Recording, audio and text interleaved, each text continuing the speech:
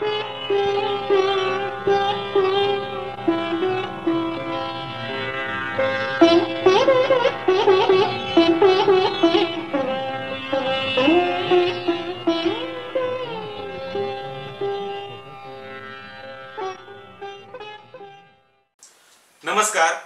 मी श्रीरंजन आवटे।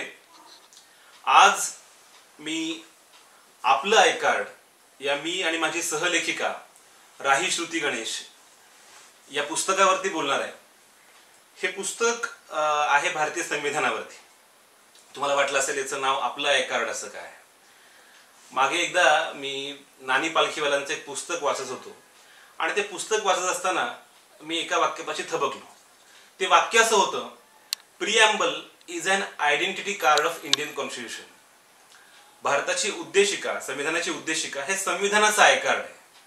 आणि मग मला असं वाटलं की भारतीय संविधान हेच खरं म्हणजे आपल्या सर्वांचं आय कार्ड आहे।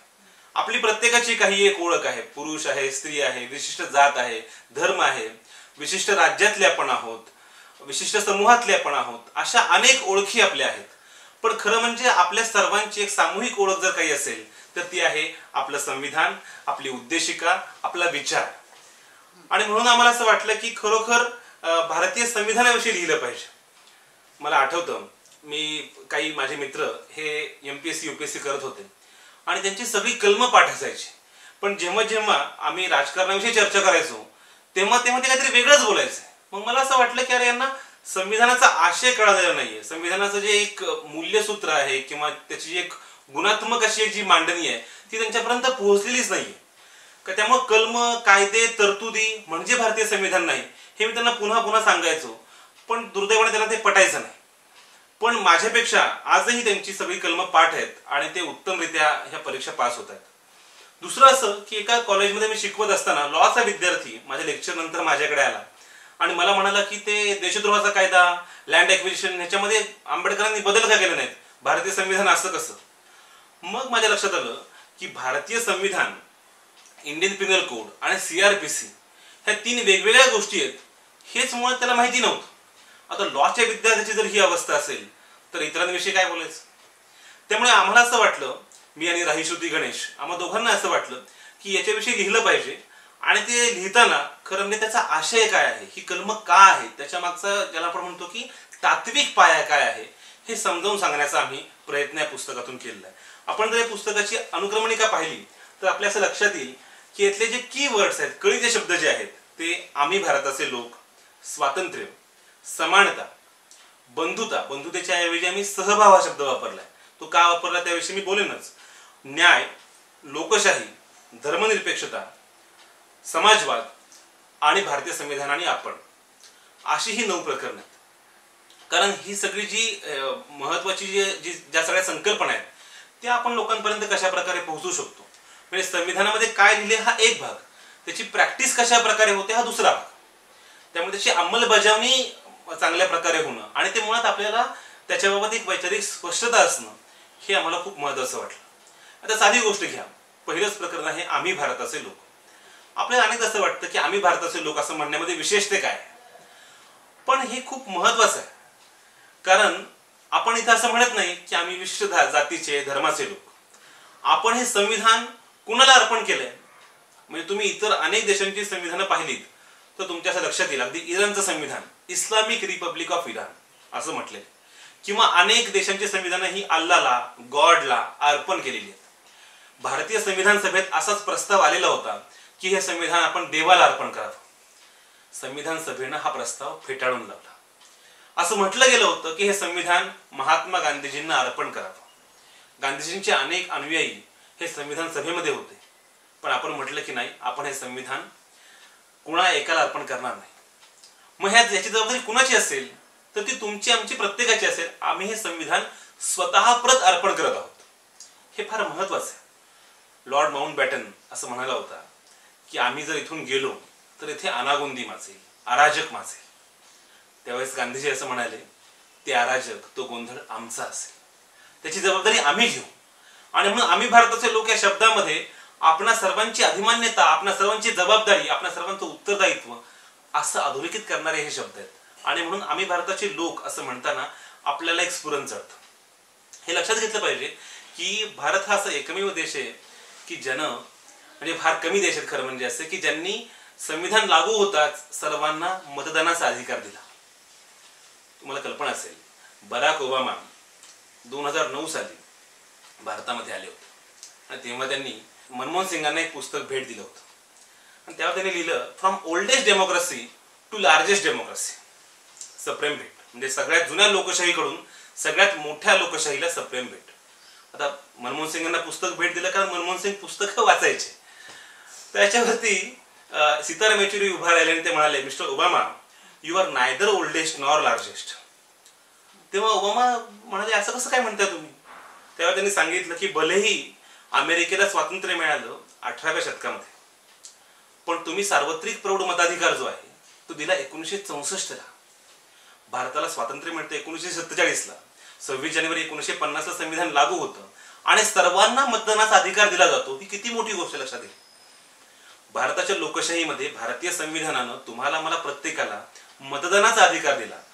कोणी काळा असेल, गोरा असेल, कोणी दलित असेल, ब्राह्मण असेल किंवा कुठल्याही जाती जमातीचा असेल, ह्या सगळ्याचा कशाचाही विचार न करता सर्वांना मतदानाचा अधिकार देणं आणि एक व्यक्ती बरोबर एक मत, एक मत बरोबर एक मूल्य, हे तत्व स्वीकारणं ही फार महत्वाची गोष्ट होती. त्यावेळेस बाबासाहेब असं म्हणाले होते की राजकीय लोकशाही आपण स्वीकारतो आहोत, आपल्या समोर सगळ्यात मोठं आव्हान जे आहे ते सामाजिक लोकशाही आणि आर्थिक लोकशाही तर कशी प्रस्थापित होईल हे आहे. आणि मग आपल्या लक्षात येतं की काय प्रकारचा विचार संविधान सभेतल्या लोकांचा या अनुषंगाने होता. दुसरं महत्वाचं जे मूल्य आहे ते आहे स्वातंत्र्याचं. आज आपण पाहतो की कलम 19 ते कलम 22 याच्यामध्ये स्वातंत्र्याविषयीची कलम सगळी आहेत, पण प्रत्यक्षामध्ये अभिव्यक्ती स्वातंत्र्य आहे का? कुणी काय खावं, कुणी काय लिहावं, कुणी काय बोलावं, याचे वेगवेगळे मानदंड आता आखले जात आहेत. अमुक विषयी बोलायचंच नाही, अमुक सिनेमा प्रदर्शितच होऊ द्यायचा नाही, अशा अनेक गोष्टी घडतायत. मी वेगळं सांगायची तुम्हाला गरज नाही. पण अशा वेळेस मुळात स्वातंत्र्याचा नेमका अर्थ काय, ती संकल्पना नेमकी आहे काय आणि भारतीय संविधानकर्त्यांना काय अपेक्षित होतं हे सांगण्याचा प्रयत्न आम्ही या स्वातंत्र्याच्या प्रकरणातून केला. समानता हेही तेवढंच महत्वाचं मूल्य. आपल्याला माहिती आहे, अनेकदा असं वाटतं की स्वातंत्र्य आणि समता ही जणू काहीतरी परस्पर विरोधी मूल्य आहेत अशी मांडणी होत असते.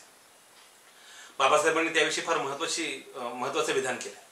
ते असं म्हणतात की फ्रेंच राज्यक्रांतीनं उद्घोष केला स्वातंत्र्याचा, पण समतेच्या मूल्याचा बळी दिला. रशियन राज्यक्रांतीनं समतेच्या मूल्याचा जय जयकार केला, पण स्वातंत्र्याच्या मूल्याचा बळी दिला.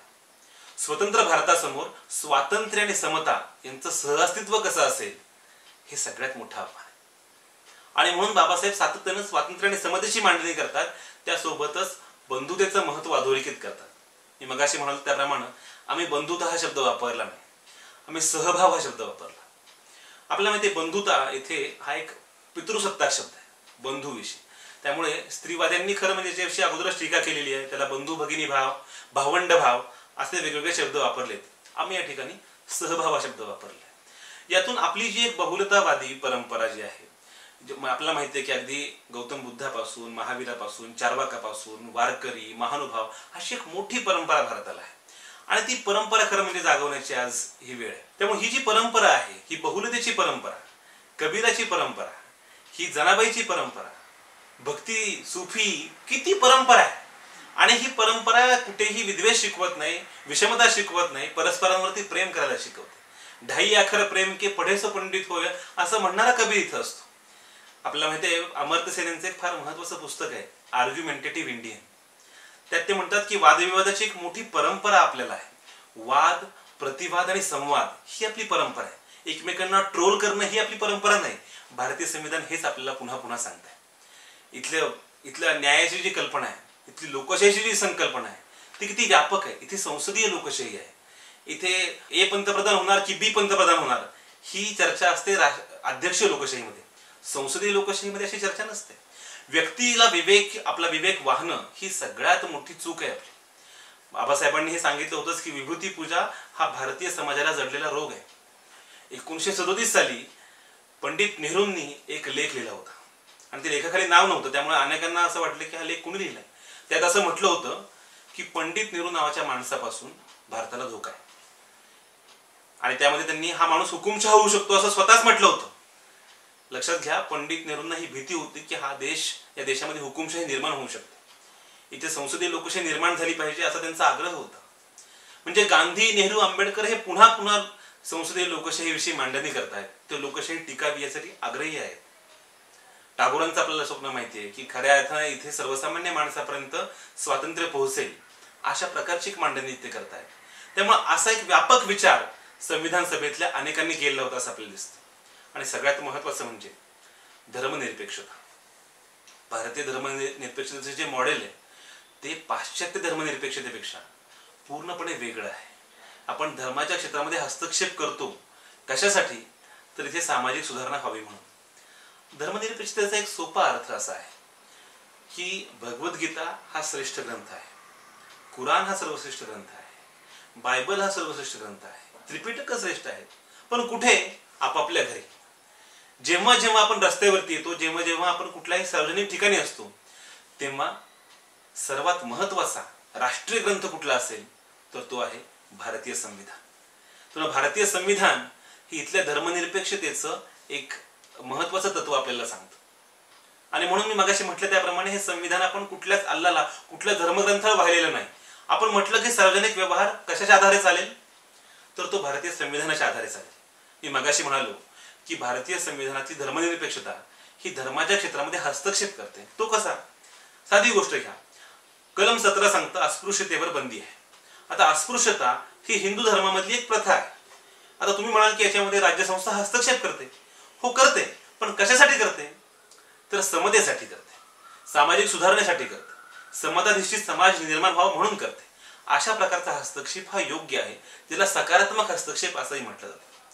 त्यामुळे या प्रकारची जी मांडणी आहे ते भारतीय संविधान करतं. शिवाय आणखीन महत्वाचं मूल्य आहे समाजवाद. इथे कोणत्या गोष्टींचं उत्पादन व्हावं, त्याचं वितरण कशा प्रकारे व्हावं, आणि ज्याला गांधीजी अंत्योदय असं म्हणत की शेवटच्या माणसापर्यंत जी संसाधनं आहेत त्यांचं वितरण झालं पाहिजे, अशी एक जी भूमिका आहे. कसेल त्याची जमीन, अशा प्रकारे आपल्याला माहिती आहे की कुळ कायदा आपण आणला. अशा अनेक गोष्टी आपण खरं म्हणजे समाजवादी अर्थव्यवस्थेमध्ये लागू केल्या. विशेषतः 1950 ते 1990 या कालखंडामध्ये भारतीय राज्यसंस्था ही समाजवादी स्वरूपाची होती असं आपल्याला दिसतं. अशी ही एकूण संविधानाच्या मूल्यांची चौकट आहे असं आपल्याला दिसतं. आज भारतीय संविधान धोक्यामध्ये आहे अशी अवस्था आहे. म्हणजे भारताच्या अलीकडच्या इतिहासामध्ये 3 तारखा फार महत्वाच्या आहेत. 25 डिसेंबर 1927 ज्या दिवशी बाबासाहेबांनी मनुस्मृती जाळली.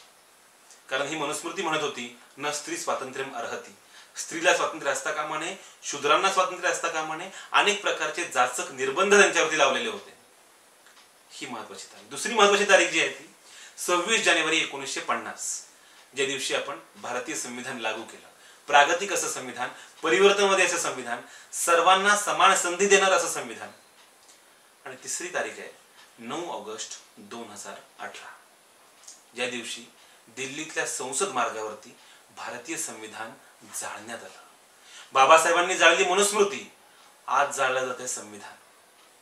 त्यामुळे संविधान इथे टिकणार की मनुस्मृती टिकणार, इथे लोकशाही असणार की हुकुमशाही असणार, असा हा निर्णायक सवाल आजच्या घडीला आहे. त्यामुळे आपलं आय कार्ड, आपली स्वतःचीच ओळख आपल्याला पटवून देण्याची ही वेळ आहे. आपला सामूहिक चेहरा जो आहे तो आरशामध्ये निरखण्याची ही वेळ आहे. आपण जिवंत आहोत याचा पुरावा देण्याची ही वेळ आहे. ही खऱ्या अर्थानं भारतीय संविधानाची, भारतीय राजकीय प्रक्रियेची लिटमस टेस्ट आहे. हा देश हा साधा देश नाही आहे. या देशानं खूप हिंसा पाहिलेली आहे, या देशानं खूप विद्वेष पाहिलेला आहे.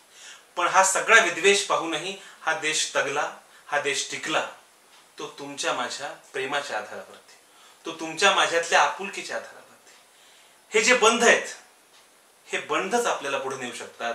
आपल्याला मारणाऱ्या, तोडणाऱ्या अशा ताकदी आज प्रचंड प्रभावशाली होत असताना माझं एवढंच म्हणणं आहे की आपण एकमेकांवरती प्रेम करत राहूया. जे साने गुरुजी म्हणाले होते की खरा तो एकची धर्म, जगाला प्रेम अर्पावे.